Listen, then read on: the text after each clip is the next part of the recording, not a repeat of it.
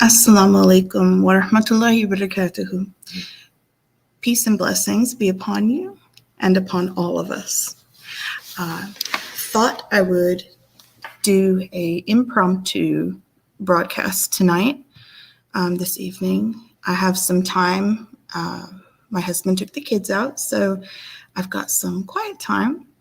And I thought a perfect time to give a very relevant a talk on a very relevant situation that the world is facing today, and that is the COVID-19 pandemic.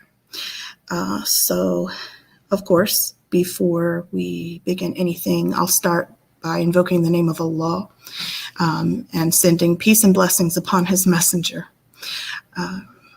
And I also like to start with a dua or a supplication, the one that Prophet Musa alayhi salam invoked before embarking on his task.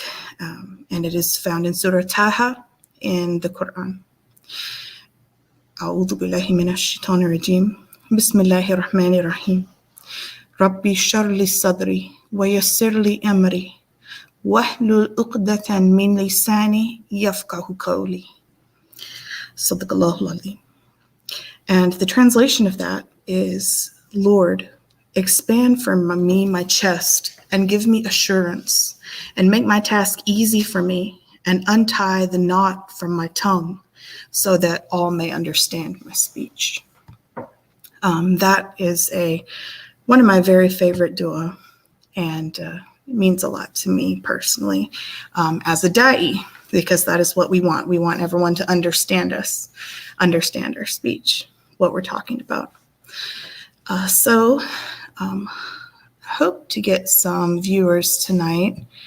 I did not advertise ahead of time, which I probably should have, but this was very impromptu. I'm going to go ahead and share the links right there in the YouTube chat. And another thing is that while this is an open panel, there will be a requirement to have a camera on for at least while you're backstage so that I can confirm your identity, because we've had some people doing some backward things, on camera with an agenda of derailing the show and, throwing it off task, which we don't want any of that. So you're more than welcome to come on. I want you to come on. We're also actually waiting for Sister Nawal as well. She needs a couple more minutes and then she's going to join. So while she's coming, I'll make a couple of announcements. Of course, Consider This TV is always doing our water well campaign. I'll post the links to that in the chat. This is an ongoing project. We currently have a goal of earning enough money or collecting enough donation for 10 water wells to be built with Change for Change Foundation. I will get those links together as we proceed through the show. Wanted to also say that Veiled in Virtue is a pro-science channel, as Islam is pro-science, goes along with science. And so I myself, I work in a technical field, and I am a pro-science person. So this is a pro-science environment. So if that doesn't align with you, then you may or may not get a whole lot out of the talk tonight. But I hope you choose to stay. So I wanted to discuss mainly what Islam says about times of plague and disease. There are a couple of hadith, which are recorded tradition of Prophet Muhammad, peace be upon him, regarding, what to do during times of disease, essentially plague. And that also applies to whatever type of contagious illness that can be spread, person to person. It's all grouped under the general title as plague. It's very easy, actually. It's so easy that it's astounding. And I wasn't sure if I could even really create a whole show out of this, because there are only a couple of hadith that tell us what to do, but subhanallah, they tell us everything we need to do. So I'd really like to wait for Sister Nawal to get started. I feel like I should do that. So while she's just a little bit delayed, while she's coming to join us, let me make sure I post the StreamYard link. Oh my goodness, the bird. I'm going to post the StreamYard link in other places as well for people to join. My goodness, the bird. I'm sorry about the beeping. You know how he does if he... let me deal with that. I'm going to put us on a brief hold for just one moment while I take care of the bird. I'm just going to move him to another room. I'm going to put you on a... Oh my goodness. Brief little hold.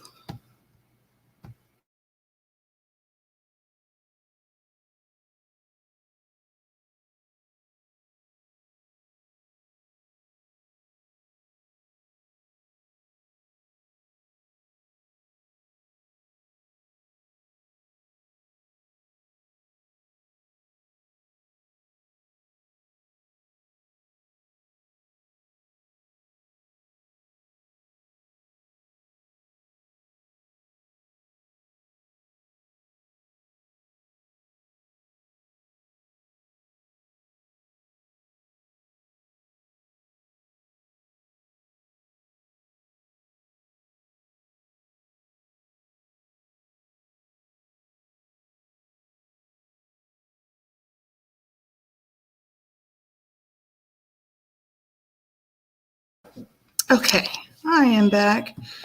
The bird is put away. Let me see if there is anybody else before I jump into the topic. Let's see here. Want to make sure.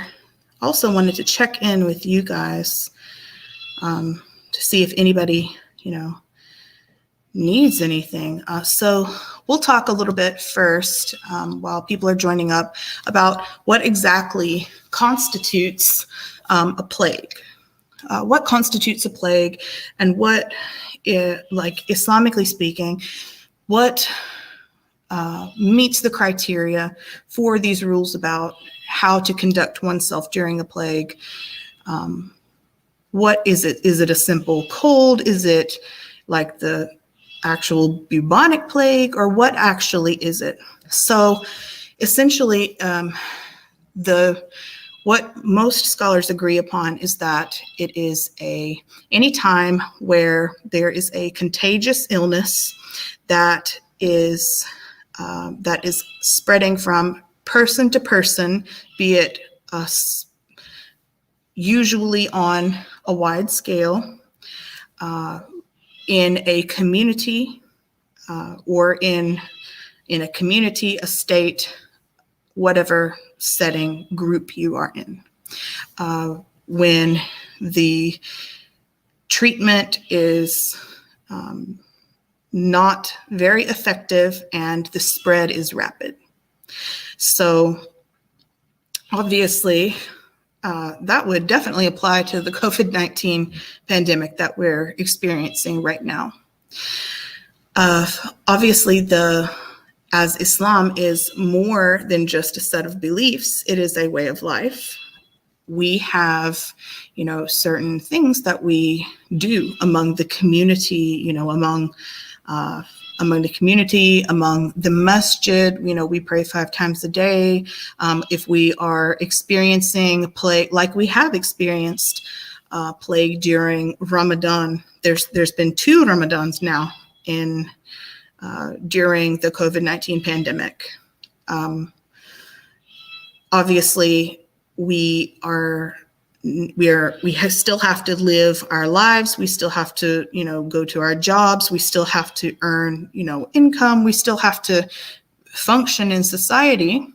But acknowledging these other rules. There is an overlying concept in Islam to do no harm, to not hurt anybody. So, and that includes yourself.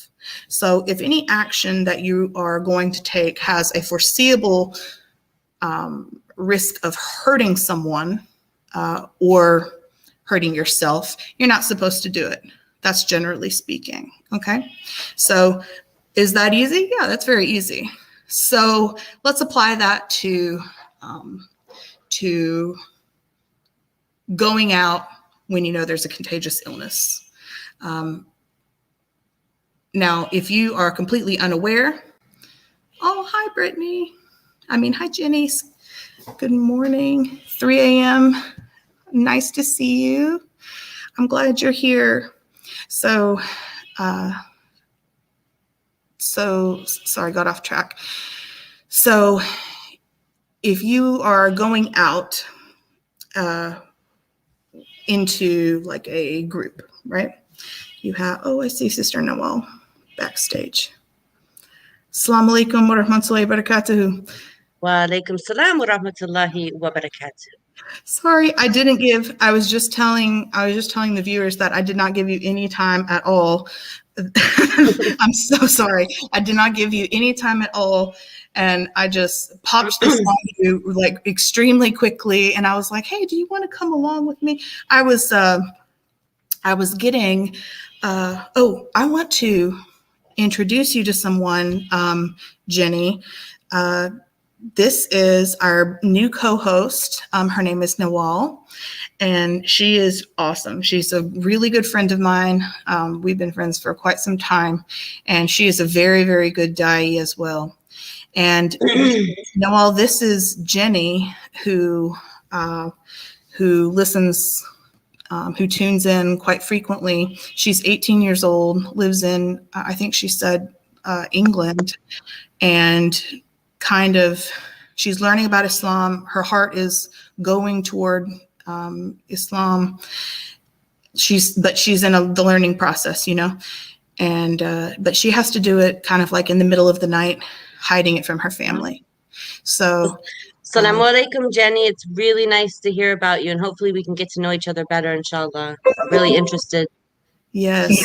So I always get really excited when she's here.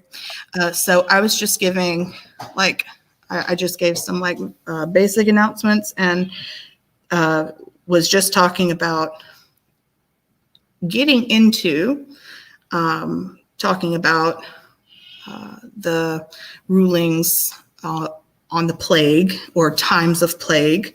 I was just starting by saying that there's an overreaching kind of like expansive overrides everything principle in Islam that if it causes harm to someone, including yourself, you shouldn't do it. That's like a sort of underlying principle, right? So, for example, it's not as simple as saying like, oh, that's it, one rule, okay, that's it, that's good, but that's like the that principle applies to everything, right? So if you're going to do, wa alaikum salam, Miriam, nice to see you. So if you're doing, if you're going to take an action in Islam, or as a Muslim, I should say, but hey, if I do this, like I really need to do this, but I know it's going to hurt these people, you really shouldn't do it. And where I'm going with this is this applies to utilizing the science and technology that is available to us in order to keep people safe, and in order to keep the plague from spreading further, and in order to keep, your household, but also the most vulnerable members of society safe. So what does Prophet Muhammad, peace be upon him, say exactly about what to do in times of plague? Because there were various illnesses. What exactly they were, we're not, entirely 1,000% sure, but they were contagious, human to human illnesses. Obviously, this being before the age of medicine, it was a very serious issue. Life expectancy was short. It didn't have like penicillin. It was before the age of medicine. They utilized what they had available to them, but when in times of plague, it was very serious, both for your animals and for the people around you, if it was like a contagious to animals thing. So one of the first rules, one of the first hadith, I saved a couple of them here. This is the overreaching hadith in basically the fiqh, or the rulings on what to do in times of plague. And it says, I'll read the English translation. If you hear of an outbreak of plague in a land, do not enter it. But if the plague breaks out in a place while you are in it, do not leave that place while you're able. So that sounds quite a lot like staying home and social distancing, to me. And that is obviously infection control. It's very obviously, because there's, as there are signs of science, medical, facts in the Quran that have been revealed in Islam. And there was knowledge, of course, that if you are, sick, you can give it to another person. They didn't have microscopes. They didn't have hospitals exactly, but that was a very common knowledge, And so that was number one. It was to contain it when at all possible. And so much that, it's obviously, if you absolutely have to return home, that's one thing. But the rule is there. Contain it as much as possible, as much as you possibly can. For gatherings, for whatever kind of gathering, for, a birth, whatever sort of, if you just meet up at the masjid, if you meet up, anywhere, you should not gather in times of plague. That's rule number 2. You should not meet with people. You should not congregate for any reason. Even so much that you should not, that there is the rules about going to the masjid were completely all, were completely all changed, and they were changed to pray in your homes. While the plague is still there, you need to pray in your homes. For women, it's not a requirement to go to the masjid. For men, that it's a requirement to pray in a masjid when they are able, when they are feasibly able. Today, obviously, there's not a masjid on every corner, or a mosque on every corner that's in walking distance like there was, at the time. But when able, it's a requirement on men to pray in a mosque.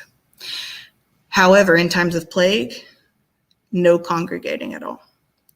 So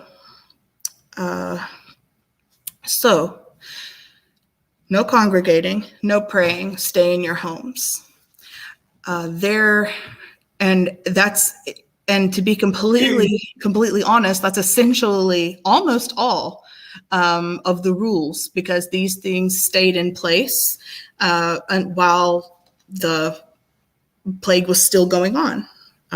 It stayed, these policies, whatever you can call them, policies stayed in place for the Muslims while plagues were going on. And, that was the effort to contain and eliminate the plague. Overreaching, there's concern for yourself and there's concern for other people, because you're not going to just, like, for example, say, oh, I'm a merchant and I'll make more money today if I go out to all these different locations. I'll make 5 times the money, but there's a plague going on, but whatever, I don't care about people. I'm just going to go out and make my money because, times are rough these days, whatever. That would be ethically wrong. That would be very ethically wrong, because if I did that, I would be spreading plague, potentially spreading the plague. And that would be breaking the rules. So the people who became ill, let's talk about the patients. I'm a nurse, so this feels very emotional for me. But in Islam, we are all supposed to visit and take care of sick people. Obviously, during times of plague, this is a little bit different because the objective is also to, yes, we must take care of the sick people, but we have to contain the plague as well. So there was a balance there, of course. Did we abandon the sick? Are we supposed to abandon the people who are sick? No, we're supposed to employ science. And, today we have the knowledge available to us to mask and social distance, and we have a COVID vaccine. Now we have hospitals. Now we can treat these patients, in that way. So we are expected to employ all of that, right, to take care of the sick people of the plague that we're currently in. The patients who Islam has such a regard for the sick, for sick people, that the people who did become ill during the time of a plague suffered, in their illness, and actually did end up dying because of it. They are actually rewarded the status of a martyr. There's various criteria with what classifies that, but when people, it was back in the day, before the age of medicine, suffering with the plague is extremely hard. You would be by yourself. You would have limited contact. You probably wouldn't be, with your family. Very ill, and then of course the death and dying process when in any illness, but especially an infectious disease, is extremely hard. Extremely hard, such that they are rewarded a status of martyr. And this really resonates with me because I've seen so many COVID patients just die for 2 years now, just almost 2 years now, just suffocating to death. And it's extremely hard. So all of those people are rewarded the status of a martyr in Islam because of the suffering, and then there are, various people that do attain that. I have been getting notifications all day that we are in a critical point in the COVID-19 pandemic, like a critical point. In my county, I live in an extremely big county. Brother Kenny and I both live in the same county. Our health department has resorted to offering people money to get vaccinated. Yeah, ours too have started that. It's like $100. Yeah, they're offering, correct. They're offering that, and they're offering like more if you go as a family and if you bring a friend. And it is that serious. Like, our numbers are so high. Our hospitals are at capacity. And the crazy thing is that there's still people who are like thinking this is a conspiracy and running around, purposely not masking and not taking the precautions that they're supposed to. They are getting sick. Let me see. Oh, assalamu alaikum, Brother Muhammad. Nice to see you. I'm just glancing over. Yes, I was telling him that I got called back to the hospital. It was really intense. I was at work all night last night, and it was just person after person after person, intubation. It's very, and little children. The Delta variant really, it targets kids. The mutated, it's just so mutated that it's targeting children. Are you talking about? I'm talking about the Delta variant and is that the new one? Yes, the Lambda variant is also new. Yes. Okay, so I have a question. Mm-hmm. When you get vaccinated, like I got the Johnson & Johnson one, Mm-hmm. is these new ones that are coming, like the new variants you're saying, is that not protecting me from those ones? There's a booster that's coming out next month that covers the new mutations. It's sort of like this. When vaccines are made, right?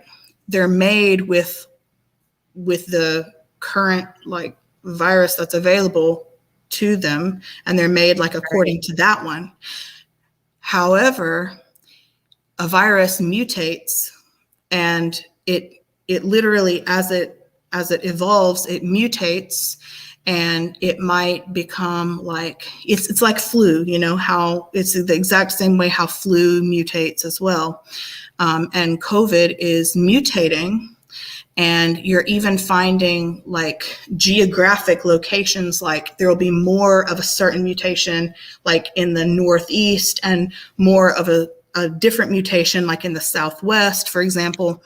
And it's so because the Delta variant is becoming a super common mutation, and it's not only super common, it's super dangerous. They are offering a booster by Pfizer. If I'm not mistaken, Moderna and Pfizer are offering that booster next month. September 20th, we're eligible, healthcare providers at least are eligible for the booster. And let's see. Assalamu alaikum, Salma. Nice to see you. Assalamu alaikum, Brother Mehmet. Always nice to see you. Assalamu alaikum. Oh, my favorite guy. I have lots of favorite guys. That came out wrong. My favorite. You guys are like my family. I'm gonna, if anybody has a question, you can come and click that link. So does it matter what Muslim women think? Obviously it does. I'm not sure why it wouldn't. We need a little more on that. Yeah, I'm not sure why it wouldn't. Not sure why it wouldn't matter what we think. Okay, so you're asking a question that's super, super off topic. I can talk about that question, but let me reserve that for after we talk about the topic at hand. Assalamu alaikum, Wolf. Are we too vaccinated? I'm vaccinated because I was vaccinated and I'm getting the booster next month as well. I'm actually an emergency nurse, so it's a requirement for me to be vaccinated because I can't endanger the patients, that I'm taking care of, the weak and sick people that I'm taking care of, and that was a requirement, a really big requirement by my employer, which is a very large hospital chain in the Houston area. Well, yes, girl, yes. Did you hear that satanic being who used your, yes.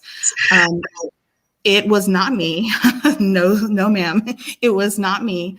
There was a person who came onto one of the other shows,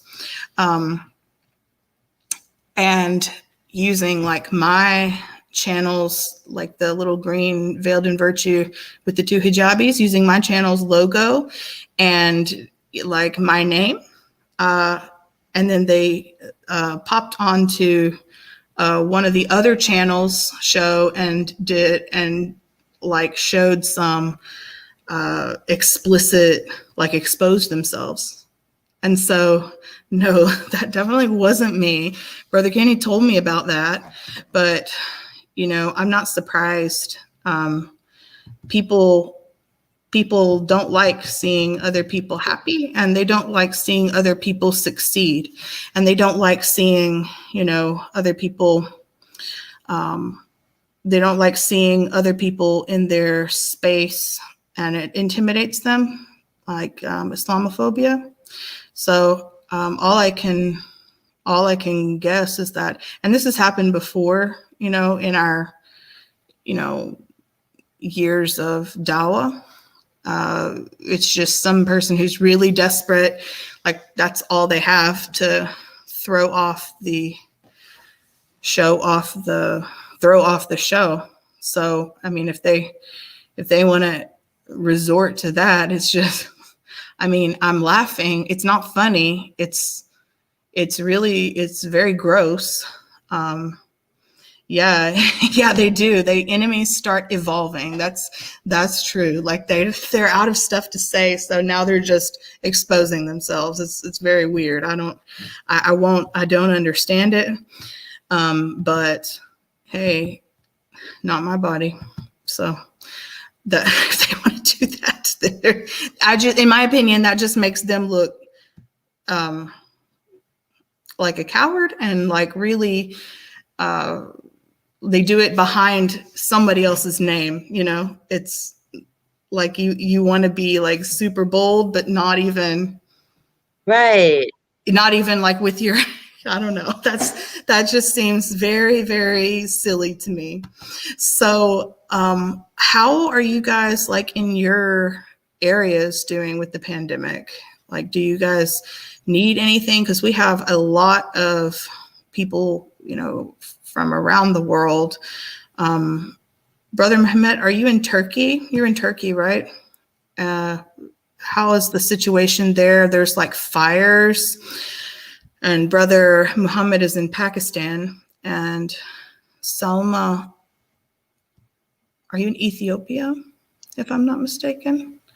And, where everybody's from different areas. So what's being done in your area, like in your community, if you live in a community, like your masjid, your Muslim community, what are they doing and what have they changed about like how they conduct things or whatever since the pandemic has started? If you're, like what have they done? What are they doing differently now as opposed to what we always did before? My masjid now is like in Houston, we have a very, very big Muslim community, and we have lots of, Salma, sorry. Oh, but you're from Ethiopia, right, Salma? Maybe that's what I thought you were. I know you said that, didn't you? I'm going to smack myself if I'm wrong, but I'm pretty sure you said that. You're in England, and I think in UK they're having mandatory lockdowns now, right? The USA needs to do that, in my opinion, because people just are not. They're like apocalyptically selfish, and they. Oh, it's Somalia. That's what it is. Sorry, sis. I will not. Oh yeah, because he used to say from punt. I remember now. So yes. What are your communities doing if they're different? Now my masjid is like, for a while, for the first year of the pandemic, it was entirely closed. Like entirely not offering anything. Like no prayers, no nothing. And after about 8 months of seeing, okay, the pandemic is not getting better, it might be getting worse, it's not going anywhere, we can't just, stop being Muslims, practicing, and more information had come out about COVID at that time. And this was like about summer 2020, 1 year ago. And they started, okay, we're going to start up. They basically took away the extracurricular stuff. Like the kids, the kids would go for their Islamic school. The kids would go for their Quran classes and everything. The Quran classes now are all virtual via Zoom. And that's really interesting. And they're also offering like the kids, for my school age children, their Sunday school, their Islamic school has also been super reduced to like 2 hours a day instead of 6 on Sundays. And so I'm thinking about just teaching the curriculum myself to the kids, because it's very hard for them to maintain their focus on the, virtual. Does anybody else have kids that are struggling with virtual education? That was a big struggle for my little one. Was in first grade. That was really hard. Oh my goodness, that was really, really hard. She was, it was like her learning to read and all of that. Oh my gosh, it was, or she knew how to read, but getting her, I guess, first grade is like the year where you really get your reading foundation, going. And, it was just such a mess. It disrupted her at such a fundamental time. I feel so sorry for her. But no, what are your, Sister Noel, what's going on differently in your community that, if anything, like like in the masjid but your kids are big now, right? So I keep thinking we have similarly aged kids. No, so I didn't have to deal with the virtual education or anything. Like, my kids are all out of school, but it's like a new world when you go into stores and with the masks and the distancing and but it seems to be easing up now. That's why when you said it's like they were talking about this other wave coming and everything, I'm like, I don't know what'll happen now, but things have gotten better, like where we don't have to wear the mask in a lot of places, and we're starting to like open the masjid up more. And yeah, but everything was on shutdown for a while, just completely shut down. Like it's so, that's why I'm so like heartbroken, because it things were doing better. Like they were doing, there's been like, tracking like the national averages and stuff like that. I do a lot of that, but I guess it's a lot different for people who live in real metropolitan areas. It's just, oh my goodness, it's just so overwhelming right now. Right now, the national average, it's higher than it has ever been. I think it's just that people are so jaded about hearing about it, that they're just not like registering it. But the hospitals are in a worse shape now than they were before. The only thing that we have now that we didn't have before is a vaccine. But the problem is we can't force people to take it. We Yeah. haven't, and the mutations are getting more aggressive, and targeting children, and people are just so, I really wonder what the situation is in other countries. Like, I need to get more informed and like really compare the US to other countries, because it's way worse here than anywhere else. And that is in my opinion, a shame, because there's definitely funding to resolve everything, but it's just people are just not willing to. It's just crazy. So Salma says in the UK nobody's locked down. Haven't been to any masjids. Yeah, I've been much less, and it's been hurting. I won't lie, it's been hurting my heart. It really has. That's such a critical link for me and the kids. The way Salah is being prayed is bogus. Oh, like, yeah, because people are not. Yeah, like people are going to. Are you talking about people going to a masjid and like spacing out between them? Is that what you're talking about? I think that's what she's talking about. Yeah, like spacing between. You know what? I need to research that. I haven't researched that. I don't know what they're like basing that on, because that's a good point. Let me write that down, because let me write that down to look and see exactly where they're getting this. Yeah, it's I don't know. I'm gonna have to look that up and see exactly what they're basing that on, and see, because during Ramadan, actually, that's what we did when we went for Tarawih. It was, that's Tarawih, obviously. That's different than like the 5 daily prayers. That's like an extra thing that we do during Ramadan sometimes. And our spacing was like, one row would have like the odd number spots, and then the next row would have the even spots. And so it was like, it was like this kind of pattern. Oh, you're back. Hi. No problem. No problem, Jenny. Yes. So it's,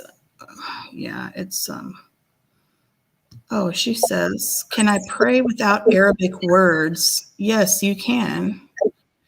Yes, you can. While you're learning, you absolutely can. Everybody does that. Like they, especially like in the beginning when you're learning, everything kind of, and also to get the meaning, in your head, because when you memorize it in Arabic, you will have also memorized the meaning as well. So it'll like naturally come when you say the words, but it takes a little time and repetition. We're talking about obviously the 5 daily prayers, and like those are ritual prayers, and not like just your own. What time are morning prayers? You live in Scotland. That is a great question. What you would have to do is look. I can look it up if you tell me your city, because it goes by like the sun. When the sun comes up, the sun goes down, and everything. I'm on the total other side of the world, and we're even slightly different, like based on time zones. Because so I can definitely look it up for you, if you just tell me like what city you're in, and we can for sure. Oh, you live in Glasgow. Okay, let me look it up. I'm sure. And they also change like slightly, from day to day, like a couple minutes. But hold on. Let me see.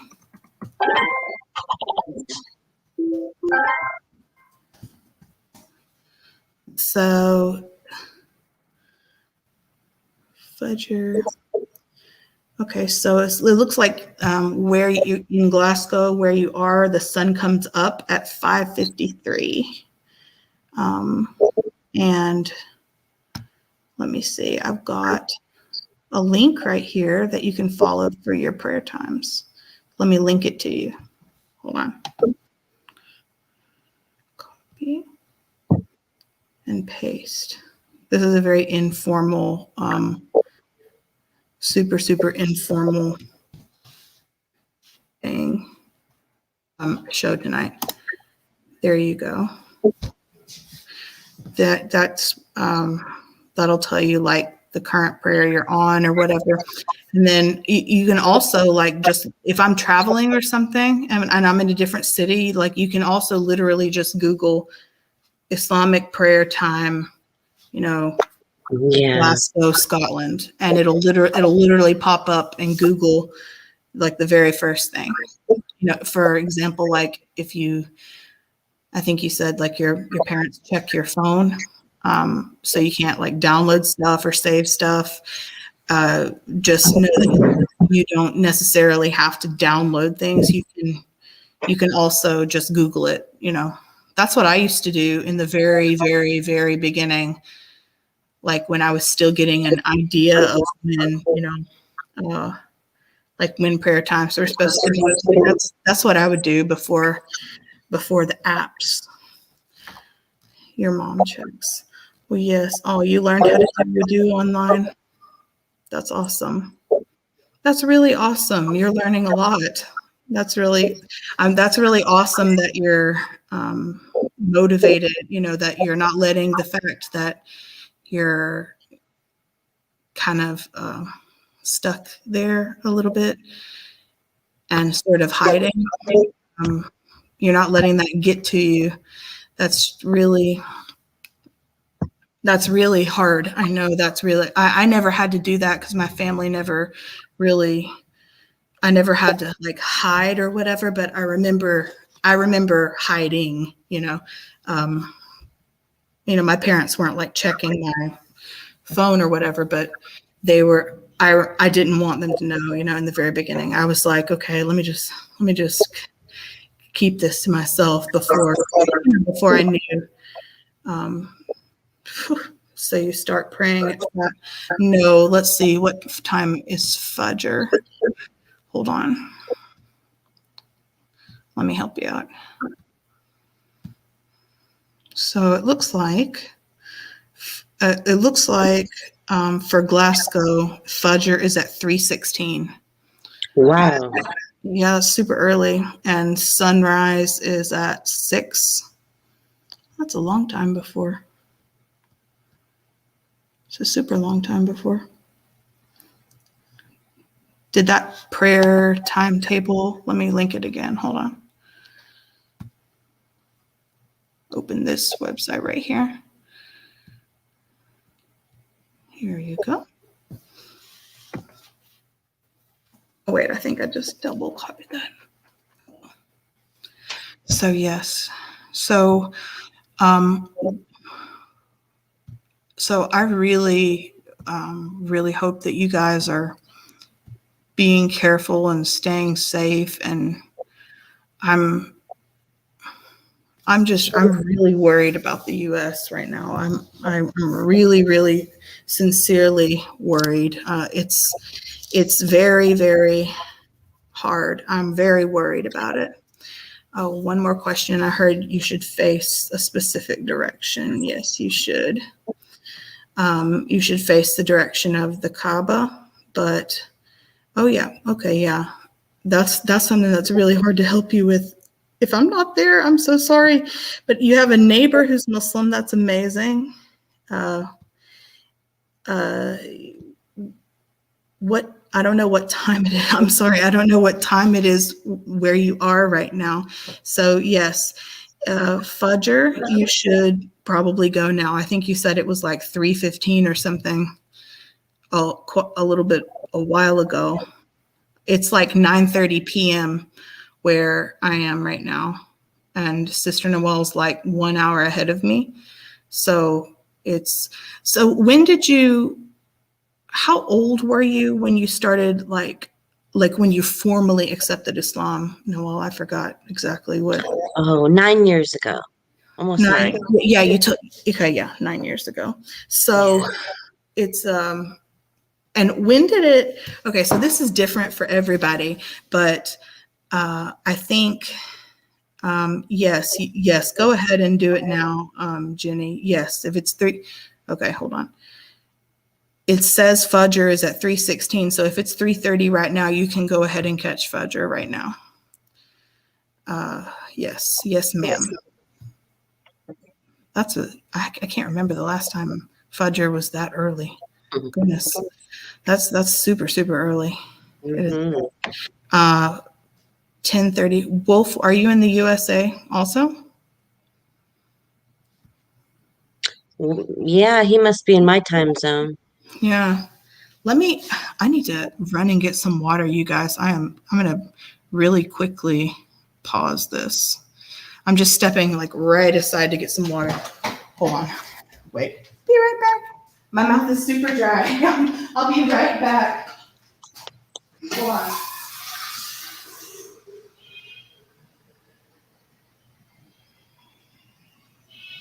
You know what? I think I'm gonna get the bird. He's in there crying. Okay. That's so terrible. I wanted to get like the information across. He's distracting.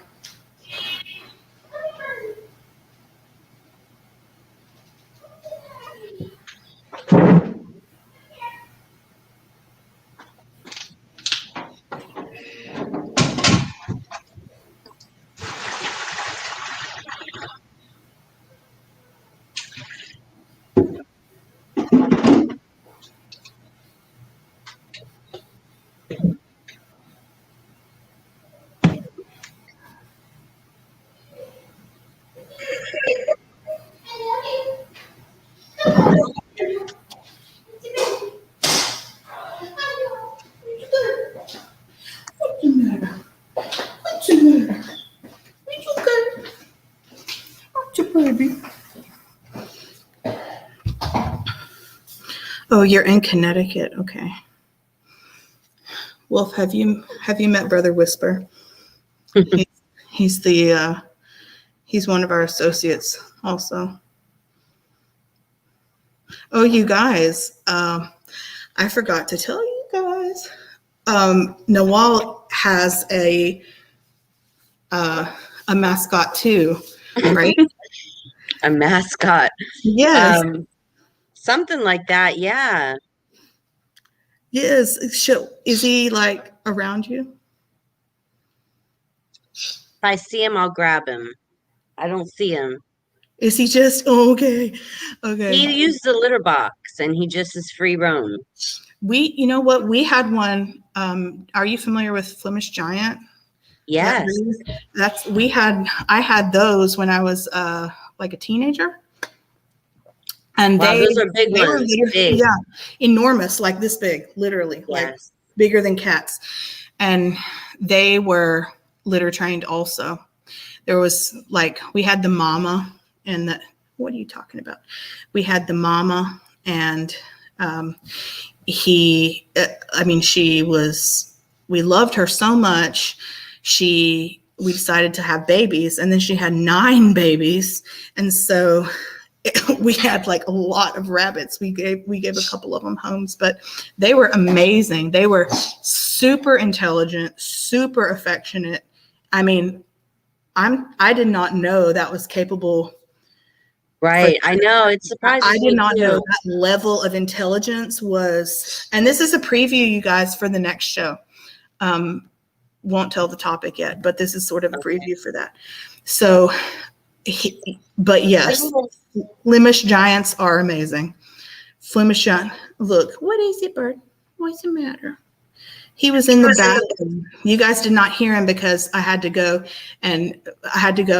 put him in the bathroom, like in the upstairs, all the far away, like so that you can't couldn't hear him. And he was crying. Yes, he was calling for mommy the whole time, and he, but when I'm talking about like a subject, he's over here like trying to kiss me and talking. Like when I talk, he'll sit right there on my shoulder and imitate human speech, and he'll be on my shoulder right now. I'll go, "What you doing? What are you doing? What you saying?" Subhanallah. Right now he's saying, "What's wrong? What's wrong?" And putting his head down. And he'll say, "Come over here. Come over here." And he's saying that over and over in my ear. It's so distracting. Is he learning more stuff like every day, or he learns more stuff every day? Literally, it's amazing and it's incredible. He's what you say, frequently, they just pick up. Like, okay. If it's a bird that's predisposed to talking, they'll just pick it up, and I don't know, but some birds are just not talkers. Like they just don't want to be. I've had friends tell me that their bird is just not a talker, but this one just really definitely is. And he's a gabber, huh? Yeah, yes. Or if I'm ignoring him, he'll go, "It's a baby, it's a baby, it's a baby," over and over, and it's hilarious. And he'll say things like in my tone of voice and in my husband's tone of voice, and it's really amazing, and it's just really, really cool.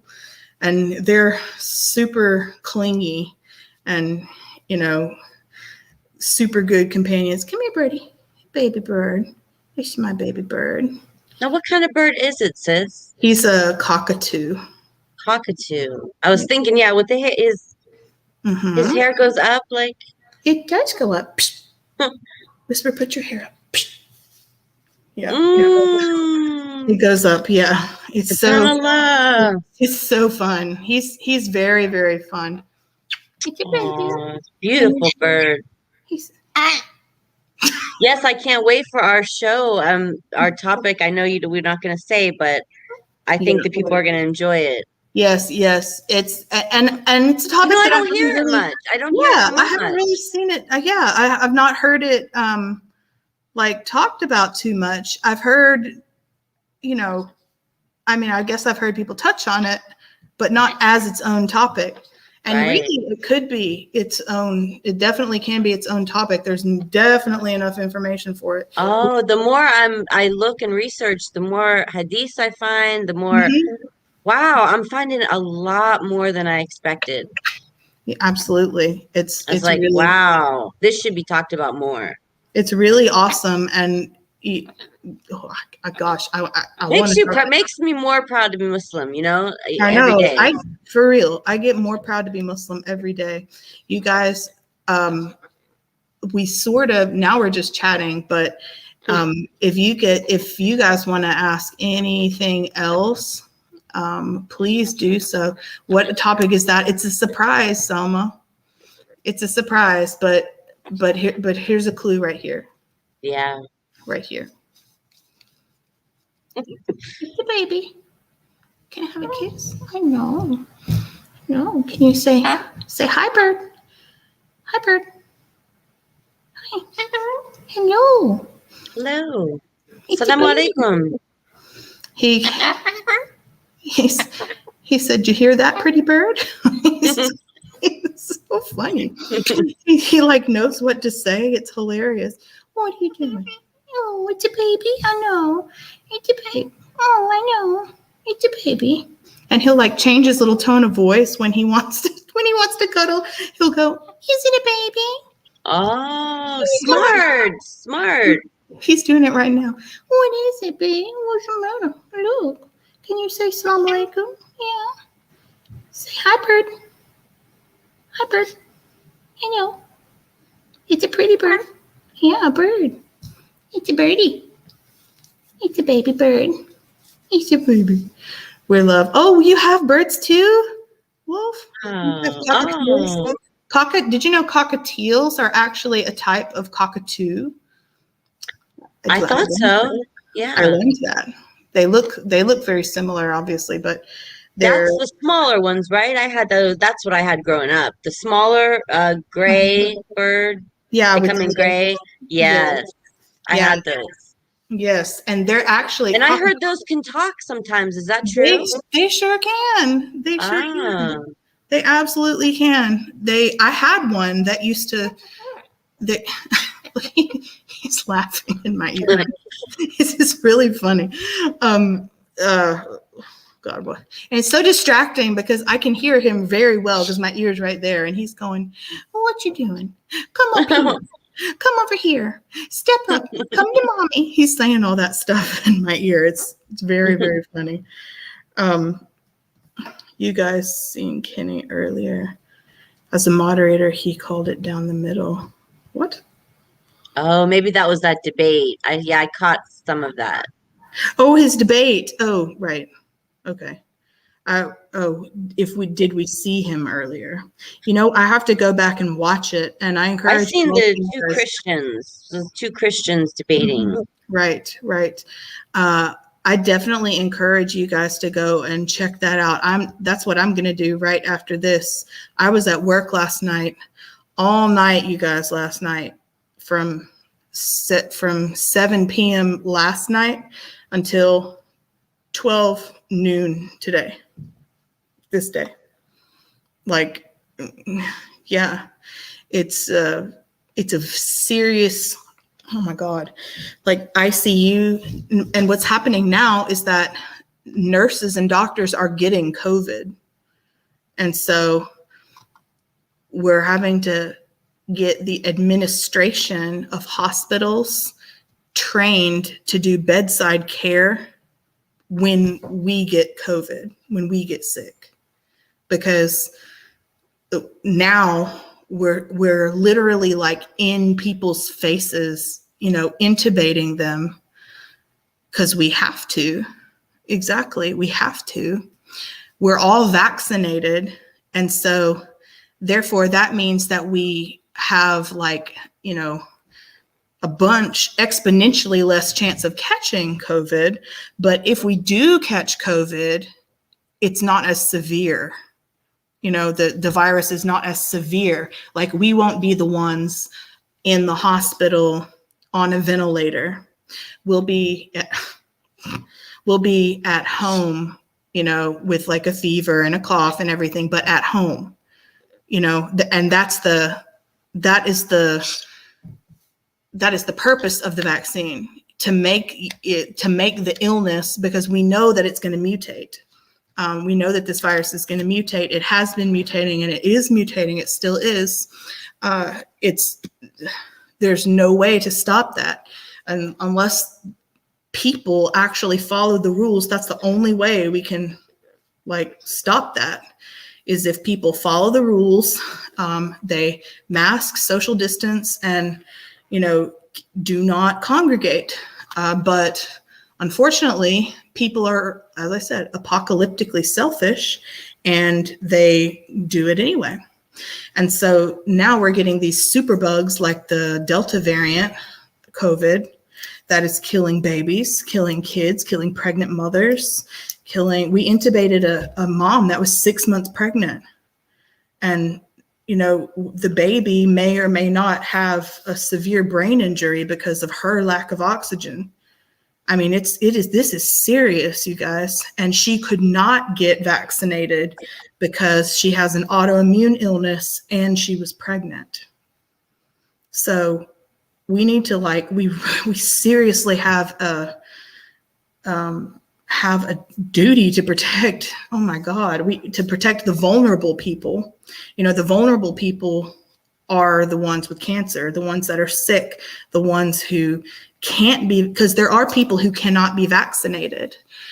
There are people who cannot be vaccinated because they have certain illnesses or they're getting certain treatments. If you're on chemotherapy, you cannot get vaccinated for COVID. If you're on, like, if you have certain illnesses that cause your immune system to be impaired, you know, not only the COVID vaccine, but other vaccines also, like the flu vaccine and, you know, other vaccines are also dangerous for you. And there's not only adults like that, there's children like that, babies, you know, kids that are medically fragile, you know, and don't even do it.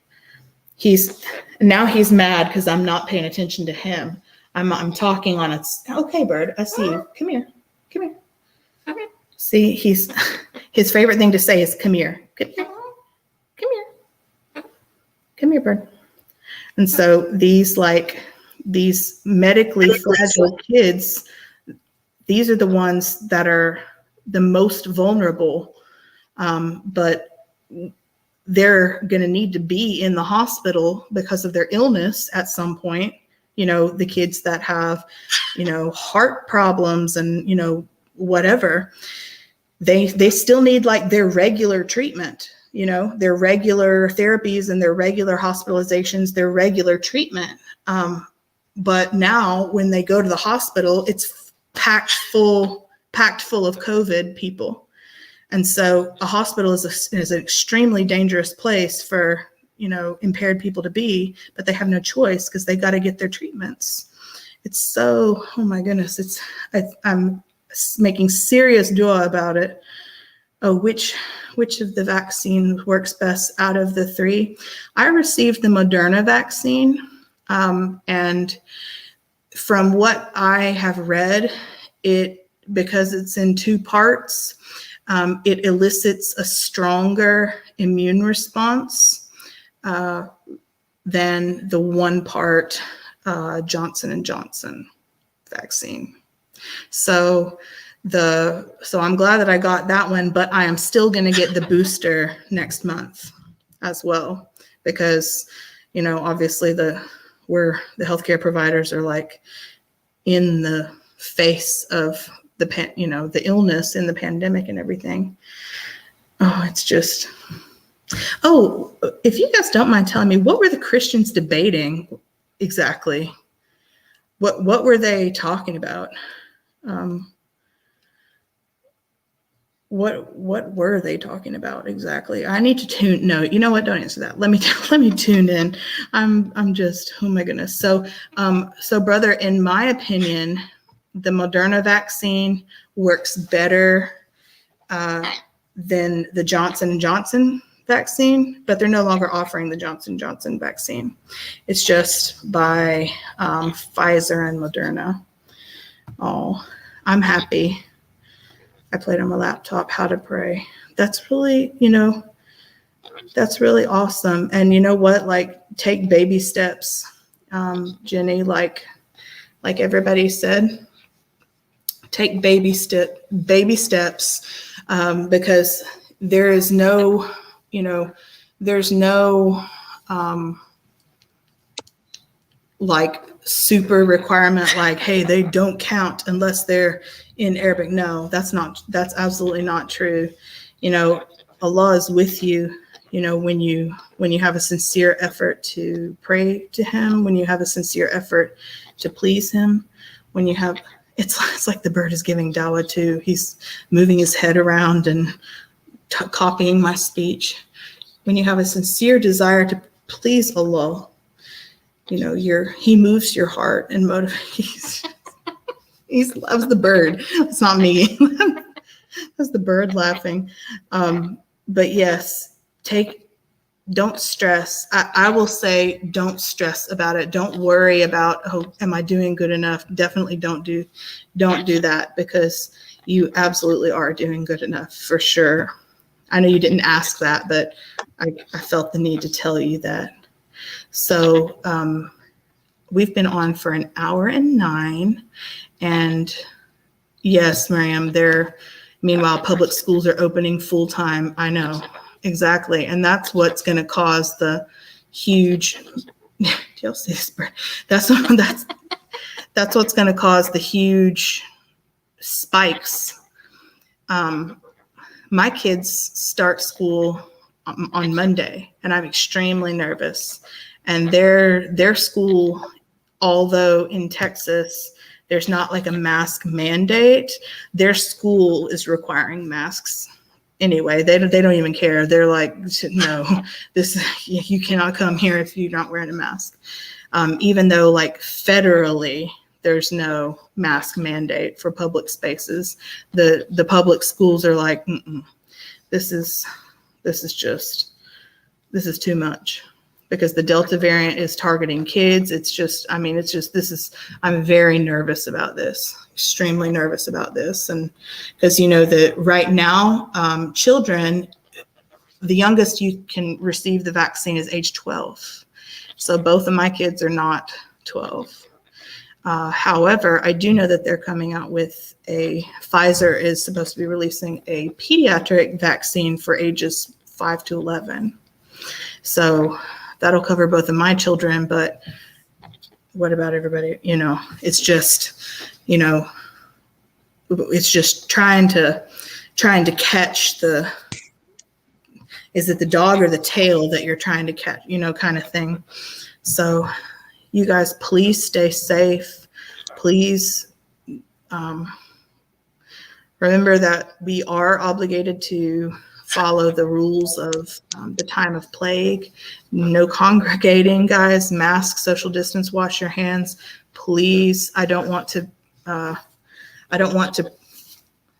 if you do die of COVID, you're a martyr, but I don't want that to happen. I don't want you guys to get COVID and die right now. So please stay safe. May Allah help us.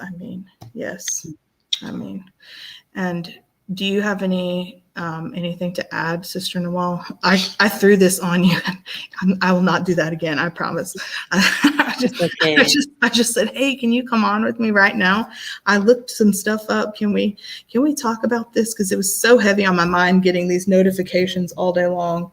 It's just, I fear for the direction we're going in. I really fear for it. And I really felt the need to touch on like what Islam truly says about how we're supposed to be handling this pandemic. Obviously, we're supposed to be following science as well. I wish they had a mask for birds, but he's staying home. He would not be happy. So you guys, I think we will shut it down unless anybody wants to jump on and surprise me. But once again, let me remind you about our water well campaign. If you're tuning in now and didn't hear it at the very beginning, let me grab those links really quick right now. And we are working toward enough to fund our 5th well. The goal is to fund 10 wells in this project. We are almost there. I'm not sure, Salma. I think because it was Mr. Rudolph Bushoff, right? He and Brother Kenny have debated before, and like they have a friendship. So I think he kind of asked. That's the reason that he asked him, just because he knows him and he's an extremely impartial moderator. And so like when Christians, or like when 2 Muslims debate each other, or when 2 Christians debate each other, whatever it is, I think they usually try to get a moderator that's incredibly non-partial, so much so that like they're not even Muslim, so that nobody can say, oh, well, the moderator was leaning more that way, or the moderator was leaning more this way because they they agreed with this person, or they agreed with person B, whatever the case is. So I'm pretty sure that's the reason why they asked Brother Kenny. And and Brother Kenny's, alhamdulillah, he's a trustworthy brother. He's not emotional. He doesn't get upset, alhamdulillah. Both were satisfied. Yes. So I will go ahead and end with Assalamu alaikum wa rahmatullahi wa barakatuhu. Be safe. And if you have any ideas for any shows that you would like to see, please comment that in our YouTube underneath the video, and because I want some ideas on what people want to see. This was super spur of the moment, but as always, I'm really happy to see all of you guys. Okay. Okay, go ahead and close us down, Sister Noel. I've done so much talking. Okay, you guys have a good night. Jazakallah khair for having me on again, and Assalamu alaikum. Assalamu alaikum warahmatullahi wabarakatuh. Oops.